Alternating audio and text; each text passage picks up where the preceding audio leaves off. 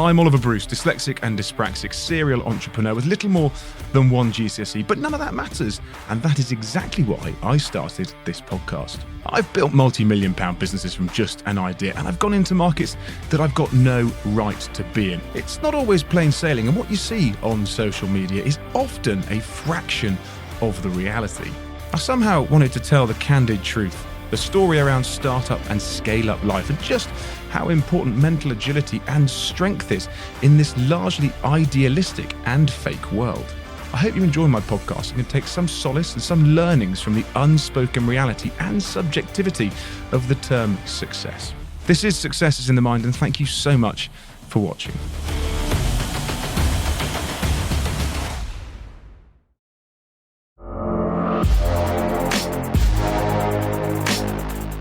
Talk to some scientists and say some might say we're actually only a few years away from warming to 1.5 degrees. You've now planted 43.1 million trees, and that's over only a couple of years. It's overwhelmingly like 95% of businesses just don't know what their footprints are.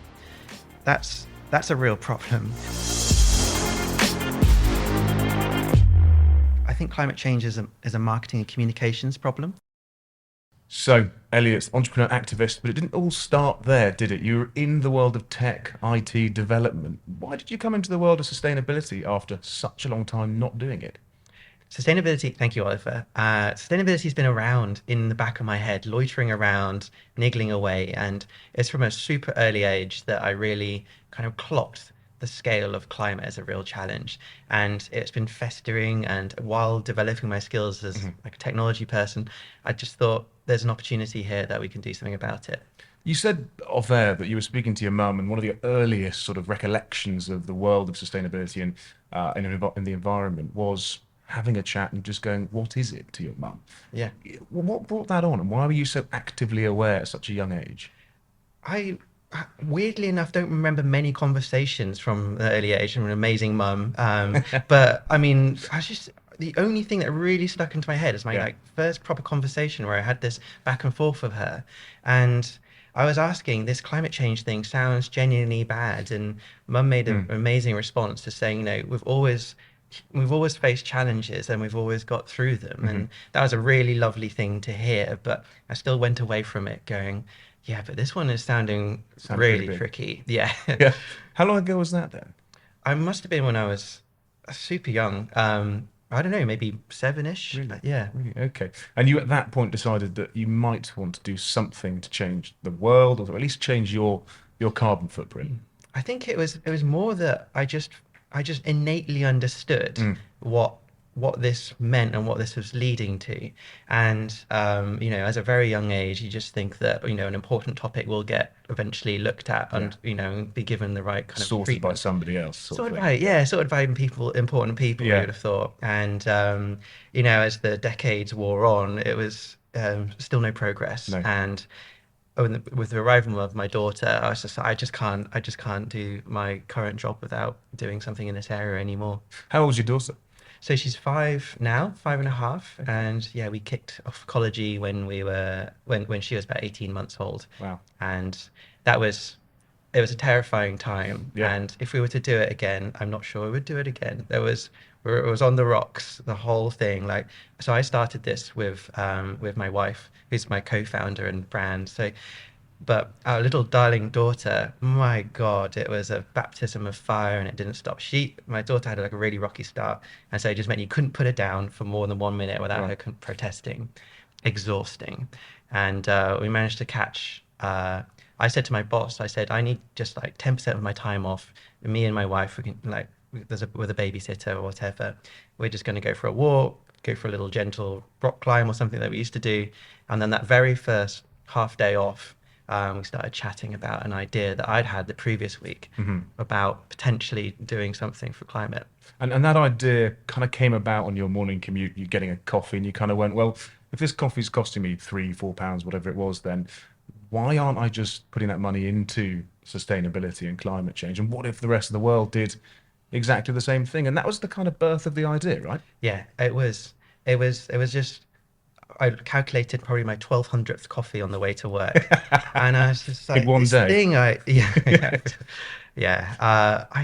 I was just struck by this moment, going like, how many coffees am I just chucking this money into? And this thing that I proclaim to be really kind of aware of, not doing anything about it. And then I got to my desk, and then at lunchtime, I was just did a little research, just like how much climate action could you actually fund with one coffee's worth a week, for example, is about, I don't know, £3. And I just couldn't stop researching after that into the evening and days after day. And on the face of it, I could offset my entire carbon footprint by funding the best climate action that is available to fund. They could also plant like maybe 12 trees a month as well, on top of the other climate solutions of funding too, all for the cost of a coffee a week.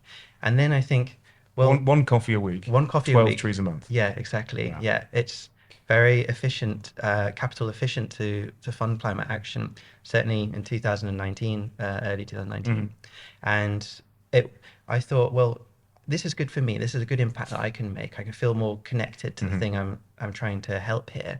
But what if we reached a scale like Netflix or Spotify, where they're at 200 odd million paying subscribers? If we kind of times our numbers by their numbers, it's mind-boggling. It's about 20%, maybe 30% of the world's emissions reduced or removed. Because since your 12 trees a month sort of thing, you've now planted 43.1 million Yeah. trees. And that's over only a couple of years. Yeah, absolutely. Yeah. So this time last year was 12 million, and now it's 43 million, maybe 13 million. So, and it's about 50,000, 100,000 trees a day. Wow. And every now and again, I just like to try and think about what that must be like to try and plant those 100,000 trees in a single day. Me and my wife and the third co-founder, Alex, we initially joked about what would that be like if we planted 1 million trees one day, through what we were doing, and kind of giggled a bit. We didn't have that self-confidence yet, didn't have that ability to kind of have to see where the next subscriber would come from, but then we were on a nice track. Yeah. Yeah. And what's really interesting about you, Elliot, is you obviously went to Bournemouth University to study computing. You went into essentially computing and IT. As an individual, you strike me as an introvert to a certain extent, doubting yourself, not thinking you can get the next sale or get that person to sign up and subscribe. But yet you're doing the one thing that so many people can't do, and that is changing the world. Why and how did you kind of fall into it, and why is it going so well?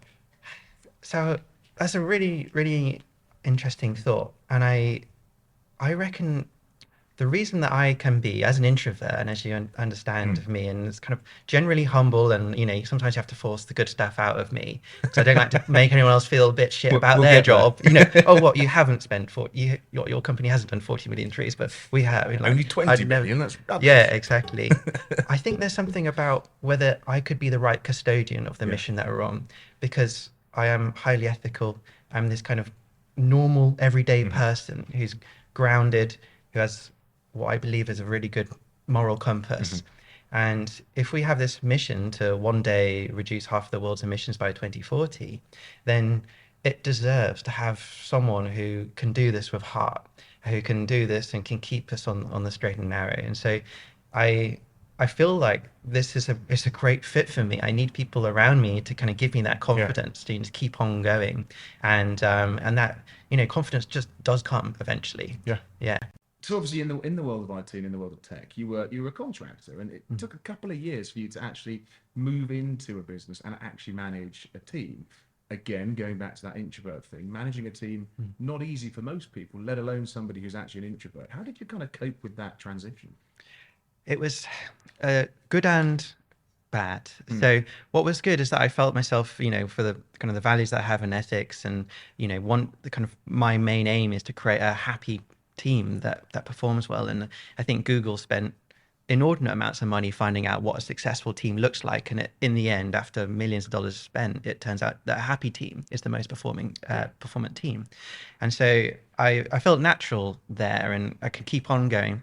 I think as an introvert, the back-to-back meetings, as we were talking about earlier, the going out after a full day and then having drinks, and then obviously still talking about work afterwards.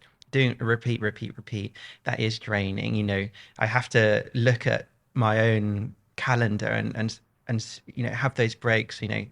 As always good just to kind of just be by yourself. And it's strange how an introvert gets their strength from just some solitude. So that has been my long-term balance that I kind of work with, but it allows you to get great perspective about the problems that you might be having wherever it might be. So do you do mindfulness, meditation? Do you do things like that in terms of when coming to solitude with an idea or with an issue or with something that's set to challenge you? How do you deal with that? I've thought about it a lot. I had crippling burnout when I was at this kind of media company, when I was CTO there, and I was managing about 35 people, and our daughter turned up, and the sleep was gone then as well. And I was flat on the bed for a few weeks, being so useless, as a dad and as someone, as a CTO and all sorts. There's a lot of reflection, and you start to try and lash out, or not lash out, you try anything, and and as a researcher, I've been through that whole thing and seen it. What was interesting was when I was lying in bed, burnt out, and I was doing some research, so I was finding out more and more about the mind-body connection, and it's so interesting, as you probably aware, and as many of us fortunately over the last decade are becoming more and more aware. And it really it made me think about this time at university where I was having an incredible time. Like which is unusual, first year or two is a bit wobbly, and then I kind of did like an internship and came back and I started doing some work, and I was like, this is what the whole thing's about. Did a final year, met my now partner. Things for university. Yeah, well, on the kind of the year out, and then and everything was just fantastic. And then I was rock climbing a lot of the time, and I thought, oh God, I really sore hands, and it's harder to do kind of write thousands of lines of code a day, and it was getting worse and worse. And then I'd read something on the internet about, the RSI is just in your wrist, just you wait until it gets into your elbows. And then honestly, the next morning, it was in my elbows. I was like, whoa, this is insane. And everything was numb, all sorts of things. And then I'm a researcher, and I'd found that there's only a handful of people who kind of recover from RSI. And, really? For long term, the mind, it could be that you go for surgery and then you think that actually that worked for you. And then your body gets confidence, or your mind gets confidence that this works well. The placebo effect is really strong, and that can genuinely help. Or if a really caring doctor looks after you, that can be all that your body and mind actually needs. But when I found out, for me in particular, not for everyone, but for me in particular, this RSI, which I thought was a rock climbing injury, I was able just to kind of overcome it that night. Someone said on a forum, just do the opposite of what you're doing. So, instead of doing like fewer lines of code or no computer games, how about just stay on a computer for a few hours just to play a great game? Does it get worse or does it get better? And it got better. And then the next morning, it's absolutely insane. And so I went from having to research jobs that didn't involve hands because I thought my life was over because of this horrible thing, into just getting back on track and writing lines of code in the least ergonomic way possible. And so when I was flat on my back of the recent burnout, it all came flooding back, and I've just become aware of this crazy dynamic, the brain that is hoping to kind of secure you. In the RSI thing, there wasn't actually anything bad in the world, externally bad. I was having a great time. You don't often always need something bad to happen. And so it's just an understanding of the things that are at play and challenging you. Do you need more to be wrapped in cotton wool, or can you take this off? And so and so now, yeah, I've been through it and I've been to the depths, but it's very well managed now. It's really interesting because it must be completely subjective. It won't work for everybody just to think, be better, and No. you'll get better. I mean, You have to be at your wits end as well. I've tried everything else as well. That's the only bit, because no one will want to be told that it's in the mind. no, although success is. Yeah. Um, Hey. no, in terms of, I totally buy into that because as a kid, I did a lot of homeopathy, alternative therapy, and I do believe that actually there is a strong element of if you're focused on something, it either disappears and gets better, or you can do it. Where when you accept that something is going to go wrong, 9 times out of 10 it does go wrong. And actually, it's similar with your RSI. Now, interestingly, at university when you were at Bournemouth, you said that you struggled a little bit. Why did you struggle, and kind of how did you cope with that? Was it, like, as you say, dropping out and doing an internship, or what was the coping mechanism you had in place? Yeah, I just kind of coasted through a lot of academia. I didn't. Did you enjoy I was only the bits outside of the academia bits. The social great university experience, for example. Yeah, probably a little too good. But I was just I was floating around and unattached, and honestly, I was just unconnected from the world at large, and as like an only child, and my experiences as going through as like an introverted kind of computer game nerd and everything, I felt like I hadn't seen or connected the dots enough. And I was just fortunate to get an internship essentially, and it's like, oh, okay, this is a job. I enjoy doing it. It's a bit better than my Sainsbury's job that I had previously on the checkouts, and I just felt this kind of real zest, and I felt driven, and that experience just put me onto something really fantastic. It's interesting because there's so many developers, coders, tech entrepreneurs out there that very much like you were an introvert, didn't necessarily enjoy university, but nevertheless became a huge success after they left. I mean, you can look at Mark Zuckerberg for one, you can look at Martin, who's down the road, who runs Habu. You might have. Oh yeah.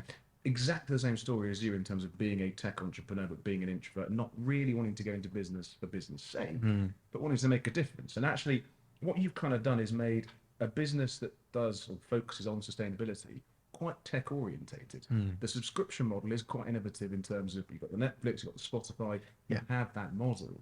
Was that always something that you kind of pulled on, that kind of technology background?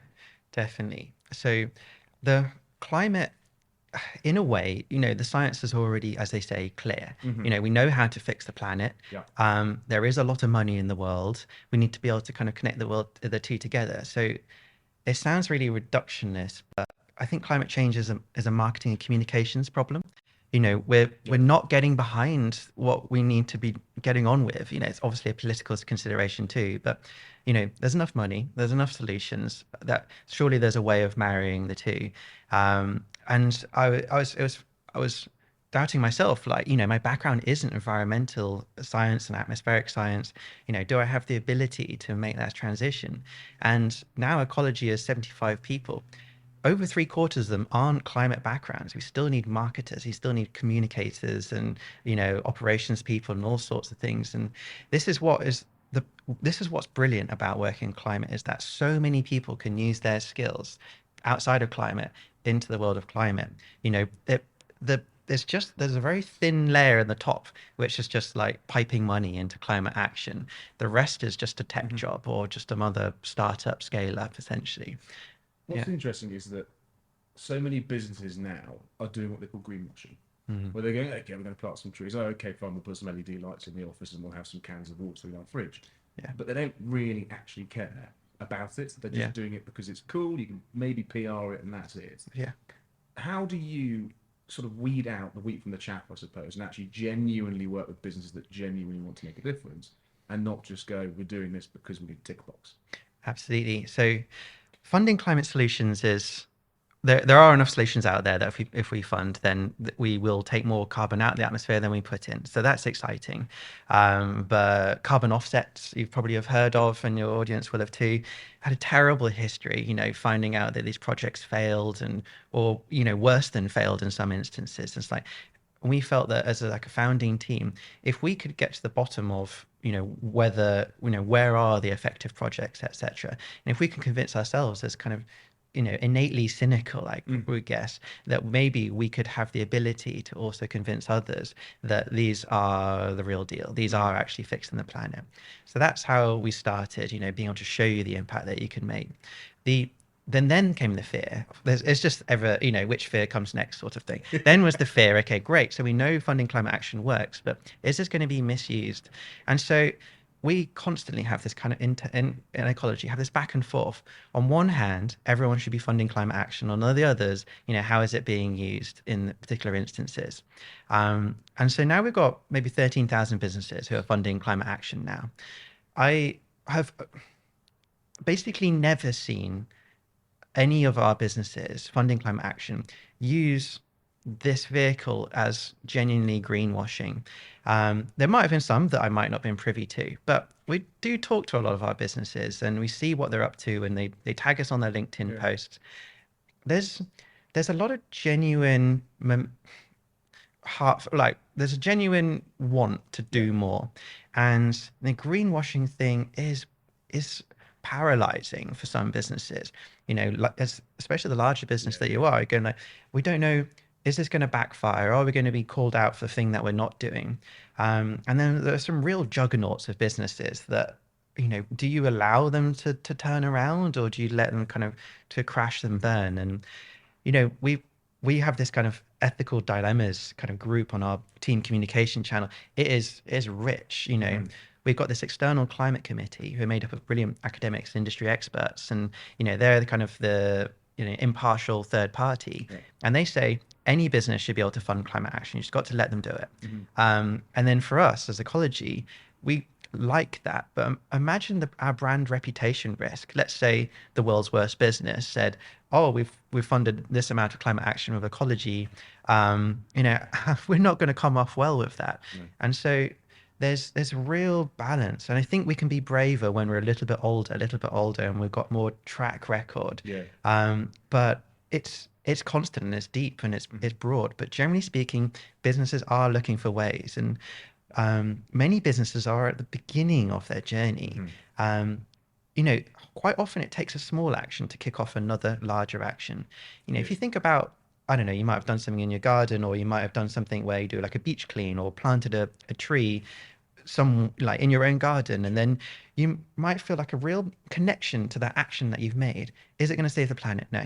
But then maybe there'll be that afterglow that you feel better about what you've done, and you go and your eyes are slightly wider, and so what else can I do? What's that next action?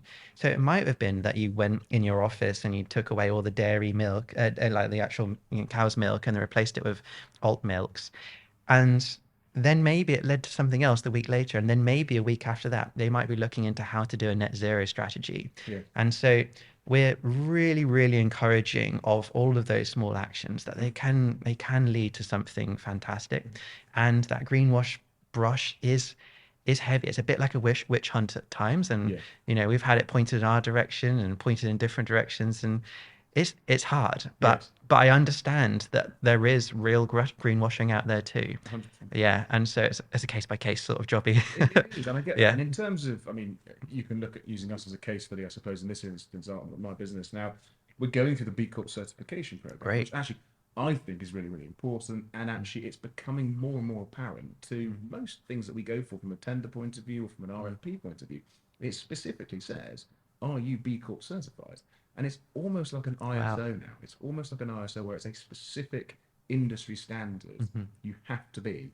And it's interesting that the world's pivoting towards that now. Do you see a lot of people come on board and say, we're going through the B Corp certification? Yes. It used to be quite niche. Yeah, absolutely. It's amazing that B Corp is picking up. And ultimately, a business wants a stamp to be able to point to something and say, look at the thing that we've done. And that's really brutal in terms of, surely businesses should be okay just doing it anyway without having to point to something. But that's not how a check's going to get signed off, or a big investment of time. Like, you're going through B Corp, a big investment in time to do it.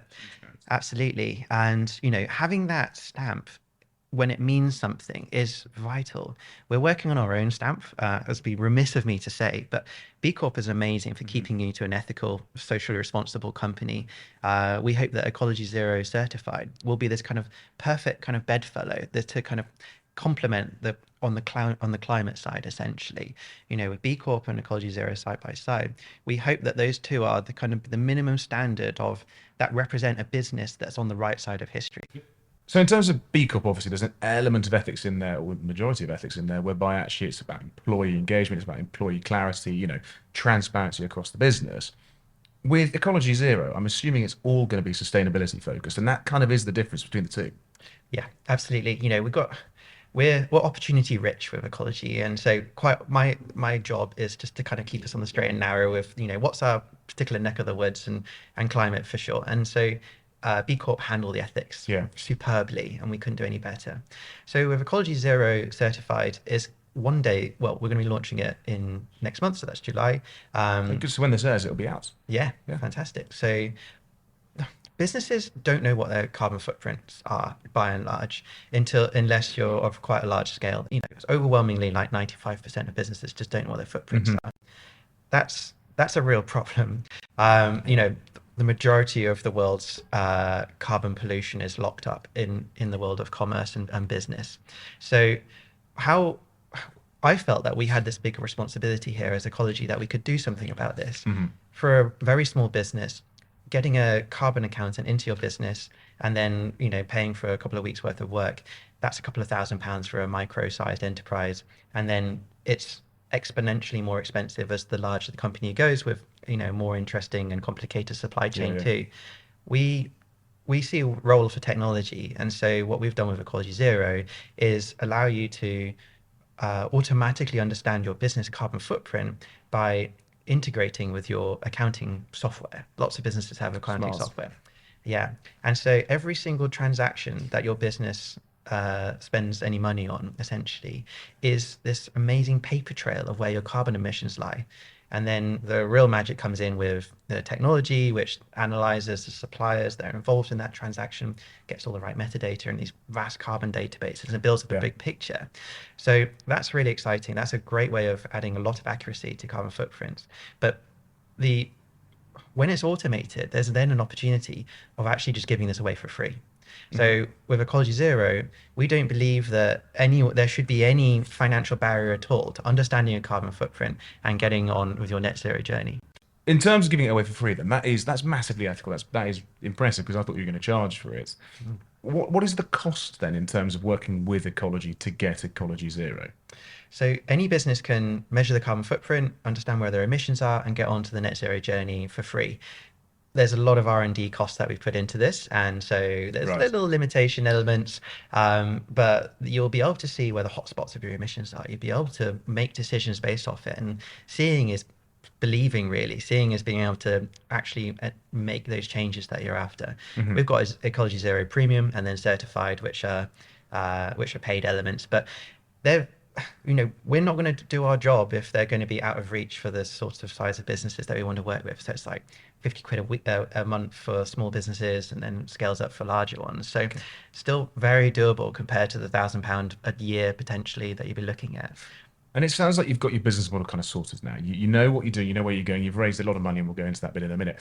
But when you started it in 2019, you were a non-for-profit essentially. So, great idea, nice and ethical, good morals there, charity-based, non-for-profit, I get it.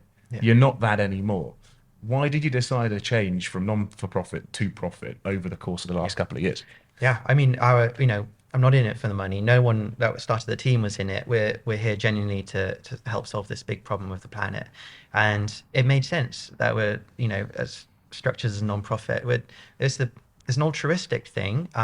Be great if I create security for my own family, as a dad. That's the kind of stereotypical thing that I think about, that lots of others do. Yeah. But it didn't take long to realize that non-profits and charities, their scaling is on a different level, on a smaller level, to the likes of, if you think of like when Uber arrived and Airbnb arrived, it just arrived overnight almost, didn't it? Yeah. And those are venture-backed companies, essentially. Yes. Invest, where you raise investment ahead of you generating the revenues that you're looking to get in 2 years' time, for example. Yes.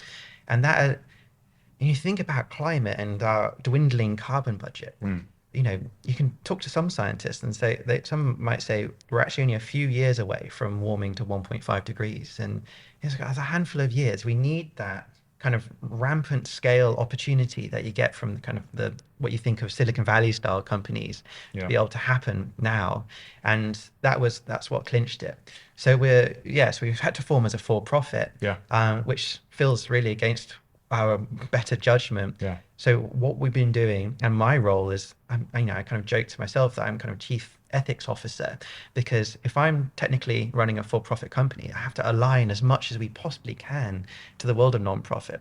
So now our margins are, on average about 18% overall, in terms of we keep 18% and 82% gets spent on climate action.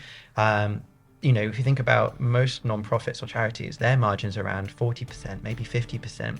And so we still can do, in theory, a lot more for our cause, in this category. Before we get back to the podcast, I wanted to ask you, are you a high-growth startup or an ambitious entrepreneur? Our headline sponsors, Capsule Cover, are the perfect insurance specialists if you are geared for high growth. Here at Pinpoint Media, we use Capsule Cover for all our insurance. So if you're an ambitious, high-growth startup, why not reach out to them via capsulecover.com. Coming up in this episode, are you an entrepreneur or an activist? Really hard to get excited about a methane digester that gets added onto a landfill site that sucks up the waste methane and converts it into renewable energy. Cool for the nerds, but That wasn't scripted, I can promise you. It's great. That is all to come in this episode of Successes in the Mind. And when you went and started it, then you were funding it yourself as a non-profit, right? So you were putting your own, I'm assuming your own cash in there to try and get it somewhere. How long did you have the business, or I should say charity then, until you kind of ran out of cash and had to get, because you went to General Catalyst essentially, who had invested in Deliveroo, Snapchat, Airbnb, which you named earlier, and you got 4 million quid from them. But before that, it was all your own money. When did you run out? Yes, so it was... So kept the day job for as long as possible. Right, you say. And someone who's a bit of a connoisseur of burnout, that was quite hard. And we just made it work as long as possible. My mum has a friend, and she just really bought into what we were seeing, and she inherited some money that she didn't need, and there was 15 grand that we were able to kind of get started with, and that was just enough to kind of get us whirring for about 6 months. And then we actually met an angel investor who was about 9 months onwards, and he was trying to build his own version of what we were doing essentially, and we saw eye to eye. And I felt like, I'm not sure who this guy is. It sounds like not kind of our sort of people, Mayfair background, right, and kind of investment banker and all sorts of things. And my first judgment of him was just like, not sure. He comes with some money, like, should we be doing this? And then he was just absolutely perfect. He is possibly the kind of the biggest influence that we've had. Like, moral compass is incredible. Very, very different backgrounds, but he kept us going. Yes. Kept, gave us that confidence to the next steps. And so, we're really indebted to this chap. Was that before you got the 4 million quid? Yeah, then? So, exactly. A year before that, 4 million quid. So you had 15k from your mum's friends. Yeah. You then met this gentleman, Philip. What did he put in then? It was about 200 grand, 300 grand. So 200 grand. So you'd had, let's just say, sharp £250,000 quid in the business, kept you going for a year. Why did you think £4 million was the right amount of money? Good question. So we were getting excited. Things were on the up, and we felt confident for once. It would go like, yes, we can do that million trees that we were talking about, and we can take it much further. And we got the ball rolling, and we just started to have a good time with it. And then you go on the roadshow, the kind of fundraise roadshow. Lots of conversations. It's a bit like what you might have seen on TV or depicted. You get the grilling and all sorts, and there was a real life experience. But really it was through hard work of meeting people and getting recommendations, and we just got a bit of a lifeline really. And yeah, January Catalyst, as you mentioned, they do the overnight success sort of stuff by getting everything whirring. And yeah, £4 million was going to cover 18 months of the kind of the high growth path that we wanted to set out. So you've got 18 months worth of burn rate on 4 million quid. Yeah. What are you spending that money on? Yeah. What, I mean, is it Yeah. staff, offices, brand? What is it? Yeah, it's staff and it's marketing. Okay. I'd love to say that you can just hire people from amazing places where they're getting paid exceptionally well, but then they take a bit of a cut because they're doing it for the planet. It doesn't really wash. They're still looking to do their own kind of security at home sort of thing. They've got their own family. Maybe they're they're looking after their parents. They're not sure about, and there are, you're doing a good thing, which I found quite a lot of in any circumstance. Just because you're doing a good thing, that doesn't necessarily mean there are those shortcuts. Yeah. And then there's marketing spend. What was interesting about marketing spend is it was great. We had a good time spending a lot of money, and then I bet you did. Yeah. It's like, woo, we can do some really, really cool stuff. Much more fun spending someone else's cash. But something that happened over the last few months, and our relationship with how we were going to grow, or my understanding of how we we're going to grow, was about spending money through marketing. You know what? And it wasn't paying off like it used to. And we started using money as a bit of a sticking plaster. And over the last few months, it's just like, oh, shoot, our growth is locked in to spending money. And over the last few months, it's about, I brought it back home. Let's slow down again. Let's look under the microscope of increasing that value exchange for the end person or business that's using what we're doing. We're very kind of values led, and we know that when we invest in our values, then amazing creative kind of genuine stuff starts to happen. But we'd come away from that, and it was interesting. Money stopped working like it should have, and it kind of came to a bit of a head. And it's been really, really refreshing recently, just taking stock and going like, what's the kind of core stuff that makes this different, makes us unashamedly Ecologi. And I've personally been feeling just so much better about what we're doing and where our next layers of growth is going to come from, just by being us and kind of getting to our core. But what's interesting, Elliot, is that you have worked all this out yourself, kind of thing. You said that you took a step back and you looked at where you were spending the money and it wasn't working. But that's not your background. You've never done any of that. How did you know where to put that 4 million quid, when to pull some of that back, when not to put it on A and put it on B instead? Yeah, you got to surround yourself with brilliant people, lots of diverse voices, and having that kind of external sight when you're really close to it is really hard, But as an introvert and being able to take time away, the best thing I did last Christmas was take about 3 weeks off. I needed it. And then I came back. It's like, oh, I see everything that I need to do now. It was fascinating. Probably the 3 weeks off is probably the most valuable thing, the decision that we'd had. I think, I do have good ethics and moral compass, but I do have an ability to see the direction that we should be heading. Obviously, it comes to light when you have those bumps in the road, and it's about taking stock. And we could have just carried on in lots of different circumstances, and I always look fondly back on those moments to go, I'm glad we did something about that, and we changed it up and changed the gear.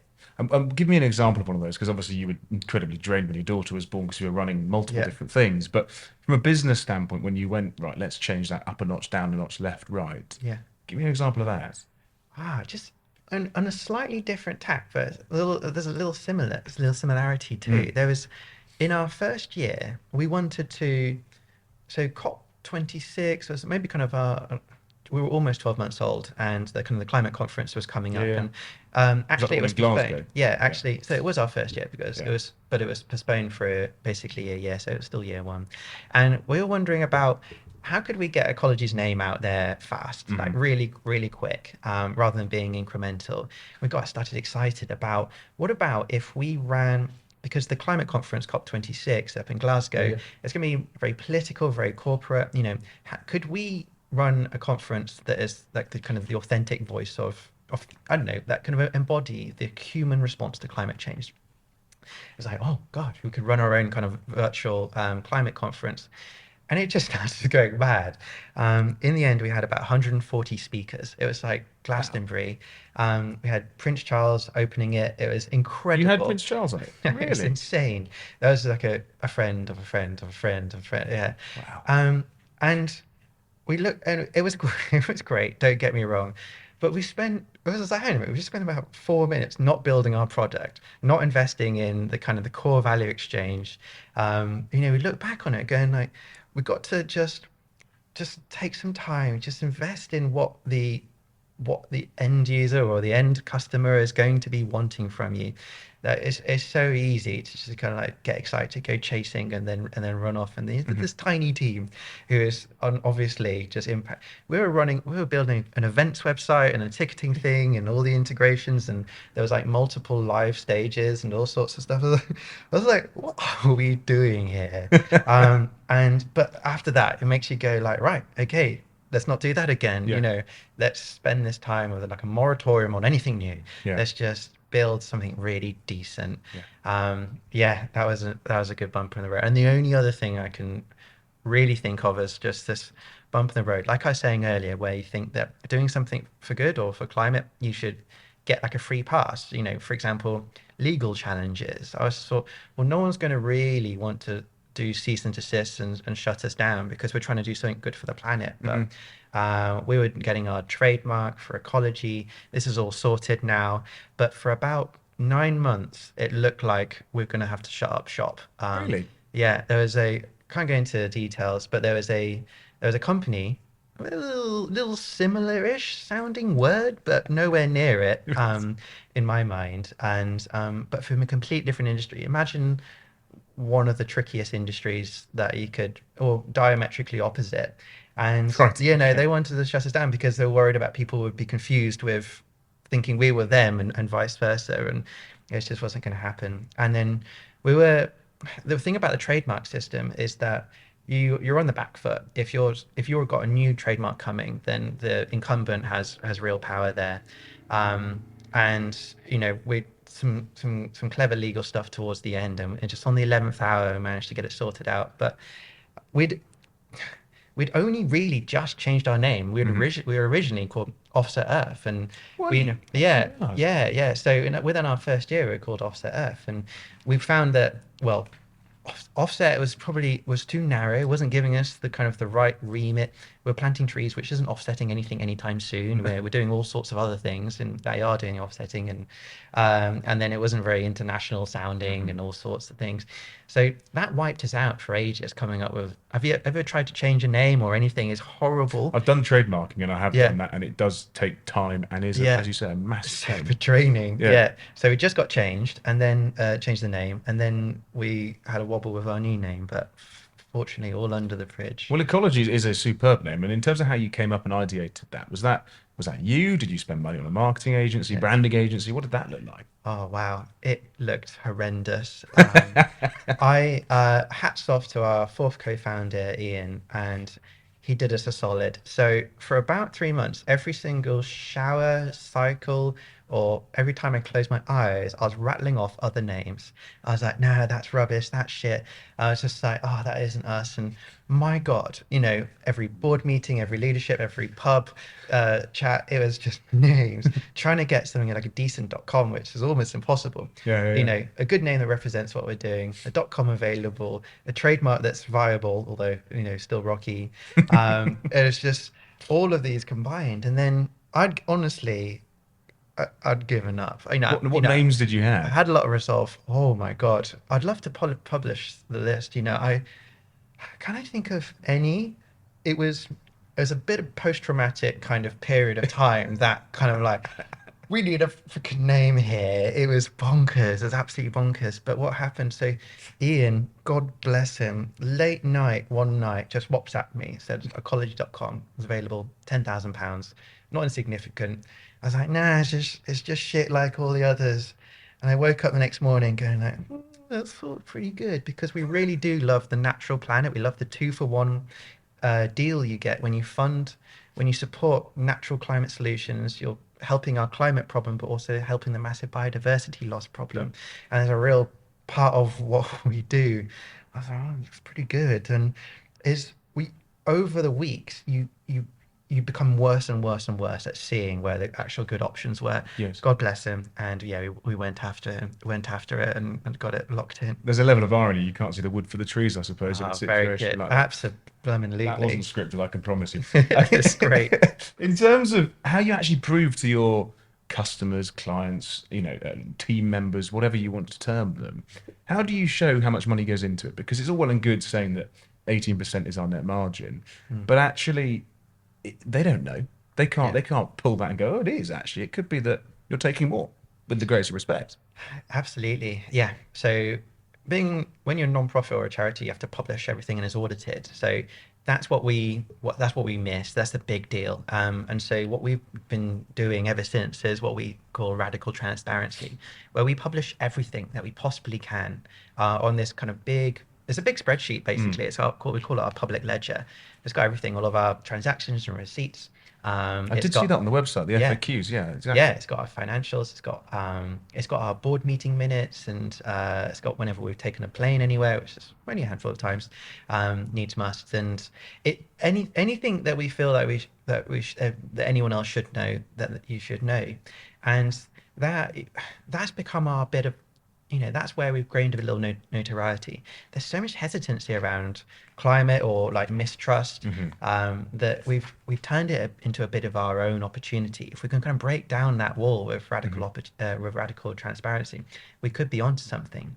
For example, we run these kind of open Zoom meetings now where I just hang out on a Zoom meeting for half an hour or an hour, and then anyone can just jump on, any members of the public or some of our largest customers or individuals, and they can just pepper me with questions, and I can just answer straight off, just to say, often there's an opportunity for us to really listen and see what sorts of things that are on people's minds. But I love the idea that I will always be incredibly approachable, that you can ask it anything, because one day someone might see a news headline that says, 1 trillion trees can save the planet. And then a week later, it could say, no, 1 trillion trees can't save the planet. And maybe even worse headlines. And they'll be like, Elliot, I read this thing. Like, I need some assurances here on this one. And so, yeah, we're looking at ways that we can keep on lifting the lid.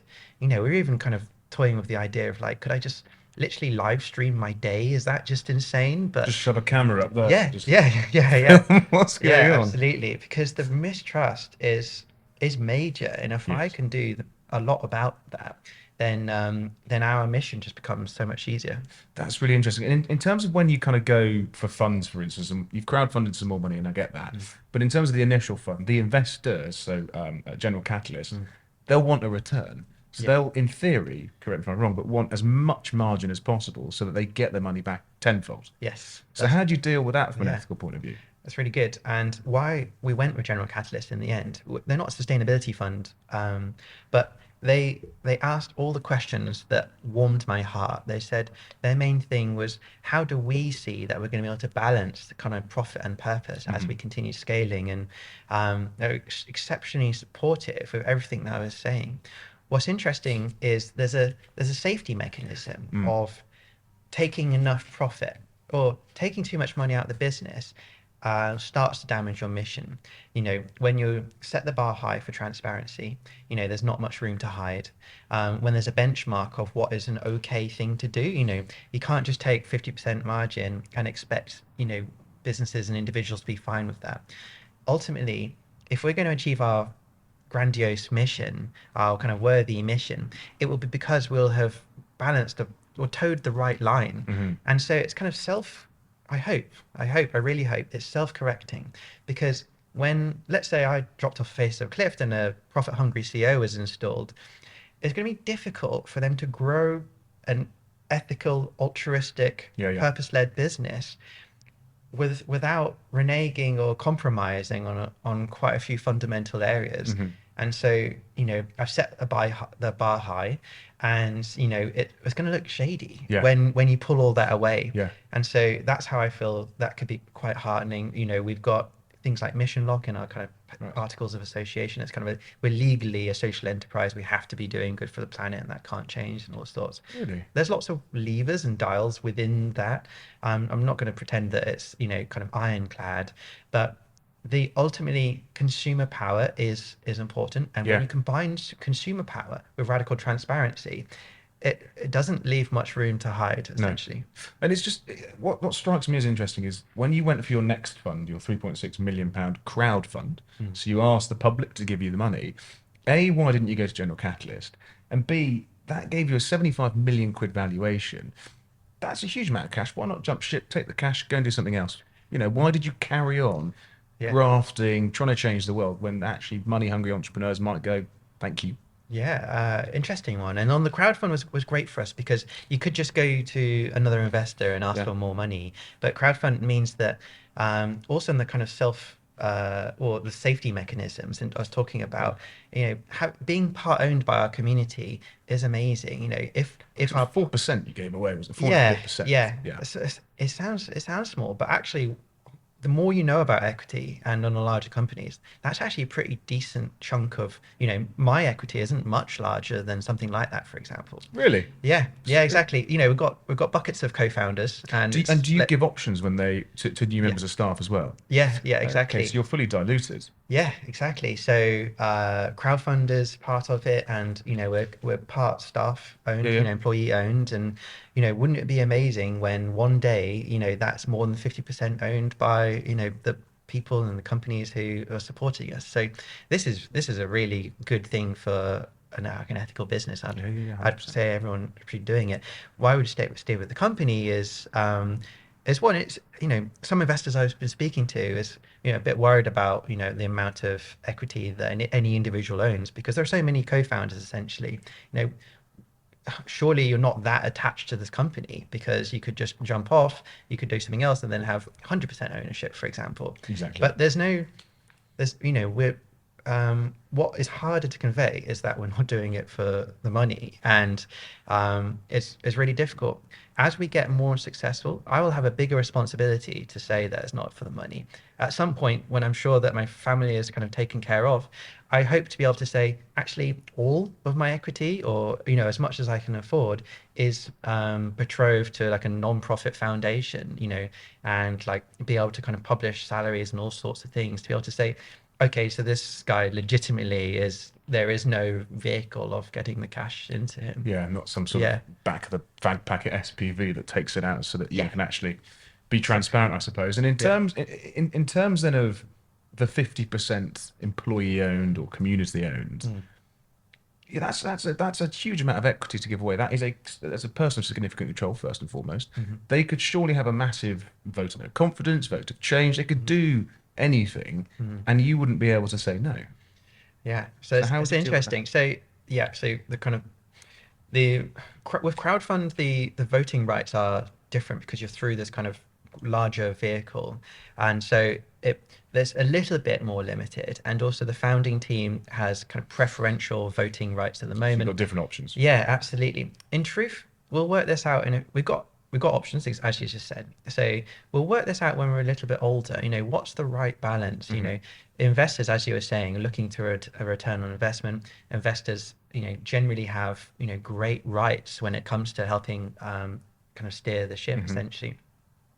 So investors will be looking for the return on investment, but that is still aligned to hopefully our mission. So for example, you've got, for me, two main routes. It's great you've got General Catalyst and other investors investing some money, that'll start to max out at around 200 million pounds, for example. But it's insane to think, but one day that won't be enough, and you'll be looking to the kind of the very largest companies like Microsoft, for example. They're big in the climate world now, and they are big and deep pocketed. It could be that one day we find like a ethically aligned company who is able to deploy the seriously big numbers enable it to actually get us to to one day to one place that we're after. Hmm. Or, you know, you can go public, as they say, go on the stock market, and then the investors get their money back through that. And then what's quite neat about that is then you genuinely are publicly owned. But Yeah. you know, that's his own kind of world, and this kind of sea of tumultuous activity. That would be fascinating if you went public, though. If It you would. IPO'd, I think that would be really, really interesting, because surely It, you'd be one of the first ever yeah. sustainable businesses or Yeah. sustainably focused business to do that. Yeah, yeah, absolutely. Yeah, it'd be totally unprecedented. Yeah. There are no billion-dollar No. companies who've gone public like that. Um, you know, in a lot of ways, it's very well aligned with long-term goals. What's difficult is the short-termism of public markets, of course. Yeah. You know, chasing each quarter is difficult, and when in reality, and that we're seeing, growth isn't continual. It's kind of huge steps, plateau and major step up, Hmm. plateau and major step up, and it makes me think, geez, you know, imagine chasing down quarterly profits every, you know, every 3 months. It's an interesting one, and honestly, it's something that we've got to learn about. It's not been done before. It sounds like a nice idea. You've seen other companies like fighting back from being public and to gaining control. Yeah. Yeah, it's not my area of forte either. No, So we'll it, see it it. would be fascinating. And I know very, very little about IPOs as well, but I do think that would be an amazing story if you ever got that far. Do you think Yeah. that would genuinely on the horizon in the next couple of years, or is that something that's just idealistic and Yeah. maybe out of reach?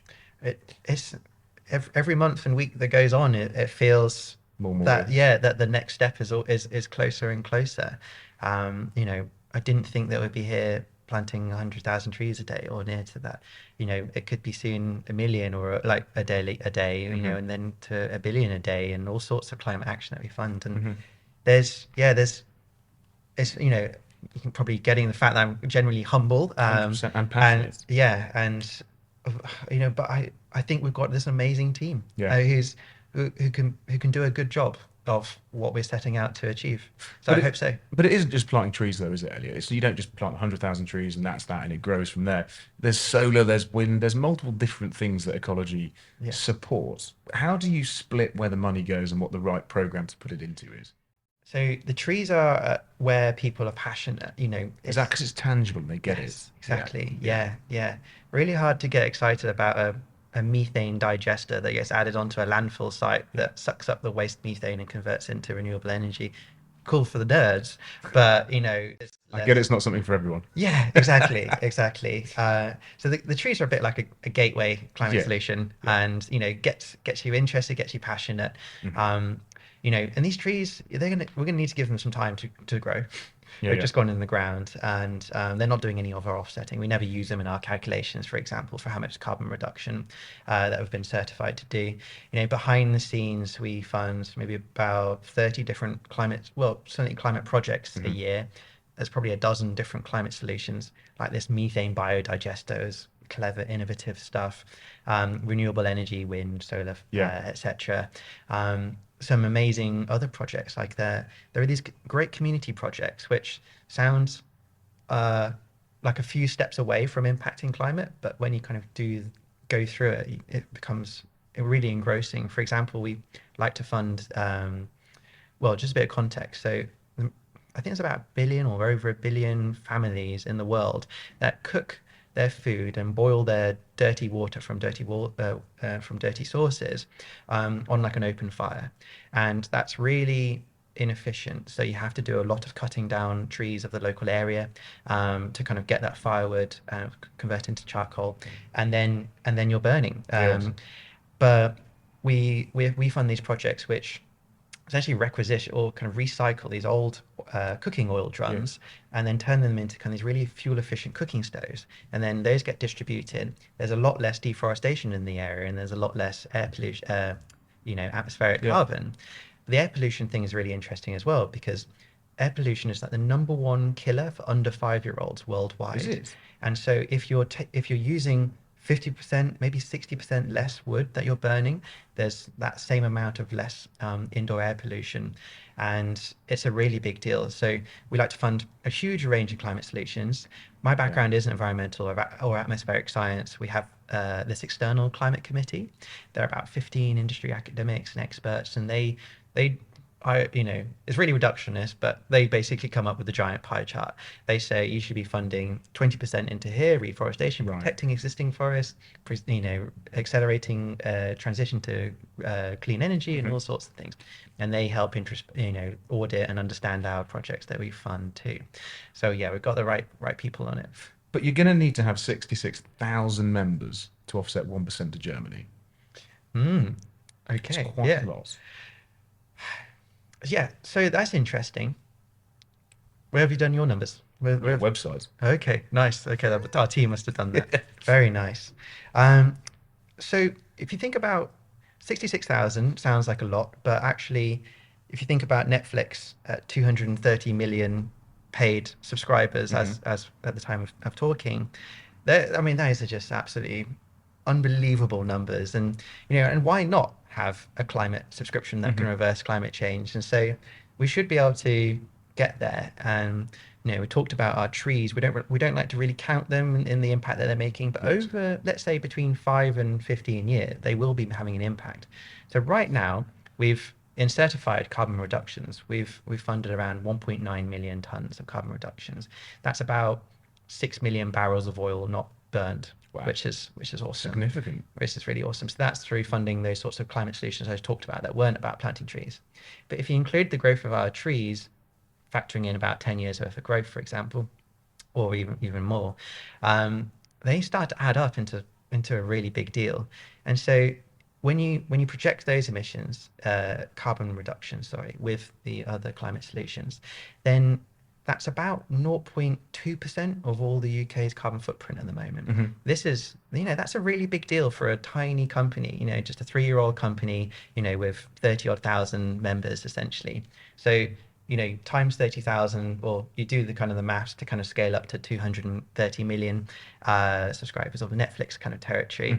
It's exciting. And so it's practical. The economics will get wobbly at the end of the spectrum. Can you really plant 1 billion trees a day? That sort of thing. One of our leading tree planting partners is already doing about 10 million a day. They were invested recently by Jeff Bezos's fund with a mandate to plant 1 billion trees responsibly. So you can fly more rockets. Exactly. Offset all this rocket fuel. Yeah, absolutely. Yeah. But he sure does have the billions of pounds of liquidity. Yeah. He does. Yeah. But in terms of potential partnerships, why is there not a partnership with Netflix where every subscriber on Netflix, £2 goes to Ecologi? Yeah. Oh, that'd be great. Love to get that set up. Yeah. I mean, is there those kind of synergies that you're looking at doing, or is it wholly you guys on your own? Yeah. The partnerships are an amazing opportunity to kind of really shortcut, to be able to stand on the shoulders of their audiences that they've been building up for maybe 10 years, 20 years or whatever. Yeah, so we do lots of interesting avenues. There's lots of different ways. Now, what just popped into my head just then was this really neat game. Do you know the game called Monument Valley? It's on the kind of iPhone, and it's this beautiful little puzzle platform explorer. And it, I don't know, hundreds of millions of kind of downloads or maybe 10 million downloads or whatever. It's bonkers numbers. Anyway, that studio then made this similar game, but it's about this kind of lovely girl who I think was based on Greta Thunberg. And she is kind of the game's called Alba, taking photos of wildlife in the air. But every app download meant they're planting a tree. And, That's lovely. App's been out for not very long, and it's planted over 1 million trees.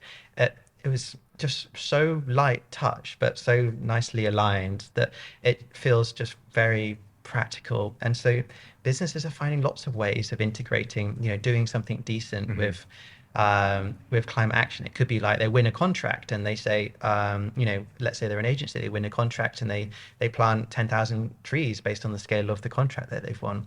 Or they could gift some trees to all their employees. They might have 20,000 employees, gift like a little starter package of, their little mini forest, and then these 20,000 employees would then have their subscription if they wanted to carry on. So there's lots of interesting ways of working with these other kind of stalwarts of, the big names out there. Yeah, I hope to be doing far more of it. Are you an entrepreneur or an activist? I'm an armchair environmentalist who's seen a viable future that we can get behind. that an activist I think of as someone who is out on the streets, putting the real hours in, disrupting their busy day's schedule to do something really extraordinary. An entrepreneur is someone who can really clearly see the future of an opportunity and a problem to be solved. So I can do that bit. The armchair environmentalist to me is being able to understand what we need to do. We need to be able to solve climate at the tap of a few buttons. It sounds horrible, but that's where we're at, really. People are looking after themselves and looking after their own stress levels or whatever they might be into. And I can use my innate kind of like, I'm not going to be out in the streets. No. I've done it a few times. It's incredible that they can put that kind of time in, or spend Yes. 12 hours on a train to get to the other end of the country to Yes. put in a protest. That's incredible. So I kind of using my kind of natural skills there, I feel like an entrepreneur now. And, I feel like, it's been a little while having a hesitancy, but it's exciting, but could I apply what I know into a different area? I don't know. I'm just guided by this clear view of what we need to be doing here. Maybe we should trademark activepreneur. Maybe that should be the hybrid between entrepreneur and activist. Yes, very nice. Yeah, absolutely. And more to them, and popping a name on it can actually be, can catalyze something really fantastic. And I'd really urge anyone who is thinking about climate, because that climate anxiety is real. Yeah, it is. I'm not professed to be like a person who say it keeps me up at night. It made me really think deeply about whether we should have children or whether we should have a second child. Those are the times when I get my climate anxiety. I've seen hope, and I've seen the future, or I've seen a vision of the future that looks very prosperous. But but anyone who's feeling not so great about the future, I'd urge them to get into the area that they're not feeling great about. So if it's about climate, using that skills they probably had, through whatever they've been doing at the moment, it's extremely likely that those skills would be needed broadly in this area. And I felt instantly better about my own personal contribution, as you can obviously imagine. But I felt better on day one, even when we celebrated 1,000 trees were planted. That it doesn't need to be about big numbers. Yeah. It just means that you're connected to the thing that you're working on. So if we want to come on the journey with Ecologi, go through the journey onto the £1 billion valuation, or just make a massive change in the world as it currently stands, how can we get involved in Ecologi, and how can we do Ecologi Zero? Very nice. So we've got a couple of different angles. Ecologi Zero certified Ecologi Zero is definitely something to be checking out, because if you run a small to medium-sized business, you can just start to know where your emissions are and where they lie. That's a really fascinating area, and maybe you're not ready for that yet. And we have this thing called a climate positive workforce, which just offsets the emissions of all your employees. It's like a monthly subscription. How much is that, depending on the number of it's about employees? £6 or £7 a month, and then if you've got some frequent flyers, it's more expensive than that. It's really low key, low cost. It's like 0.1% of your staff budget. So, we like to think that any business should be able to get this kind of rung on the ladder. Yeah, come check us out. Ecologi with an I at the end instead of a Y. .com. Elliot, I love it. Thank you so much. Thank you Appreciate very it. much, Oliver. It's been fantastic. Thanks for listening to this podcast. If you've enjoyed this episode, why not listen to a few more and click subscribe? This podcast was produced by Pinpoint Media, and I'm Oliver Bruce. I hope we can speak again soon. Take care.